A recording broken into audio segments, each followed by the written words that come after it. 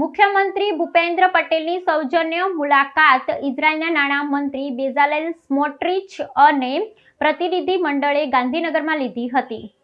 ઇઝરાયલના નાણામંત્રીની આ પ્રથમ ભારત મુલાકાત છે। તે દરમિયાન તેઓ ગુજરાતના પ્રવાસે આવ્યા છે અને તેમણે મુખ્યમંત્રી સાથે સૌજન્ય મુલાકાત બેઠક યોજી હતી। શ્રીયુત બેઝાલેલ સ્મોટ્રિચે ભારત, ગુજરાત અને ઇઝરાયલ વચ્ચે હેરિટેજ, ટ્રેડિશન, કલ્ચર અને ટેકનોલોજીના ક્ષેત્રોમાં સામ્યતા રહેલી છે તેનો ઉલ્લેખ કરી આ સંબંધનું ફલક ભવિષ્યમાં વધુ સંગીન બનાવવા અંગે ફળદાયી પરામર્શ કર્યો છે।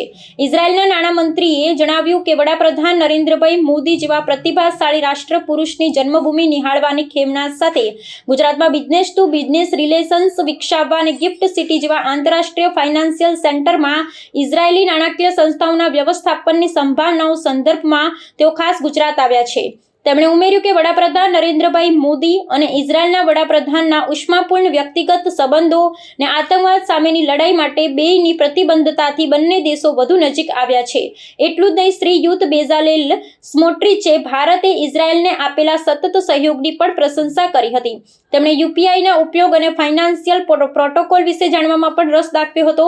મુખ્યમંત્રી ભૂપેન્દ્ર પટેલે ઇઝરાયલ સાથેના સંબંધો વડાપ્રધાન નરેન્દ્રભાઈ મોદીના વિઝનરી લીડરશિપમાં ગાઢ બન્યું છે ને આતંકવાદ સામે ઝીરો ટોલરન્સના નીતિમાં ઇઝરાયલ પણ ખૂબ મક્કમતાથી આગળ વધ્યું છે તેનો વિશેષ ઉલ્લેખ કર્યો હતો। મુખ્યમંત્રી સ્પષ્ટપણે જણાવ્યું કે વડાપ્રધાન નરેન્દ્રભાઈ મોદી આતંકવાદ સામેની લડાઈ યથાવત રાખી આતંકવાદને નાબૂદ કરવા પ્રતિબદ્ધ છે ને ઇઝરાયલને આતંકવાદ સામેની લડાઈમાં અડીખમ સાથ આપવા સદાય તત્પર છે।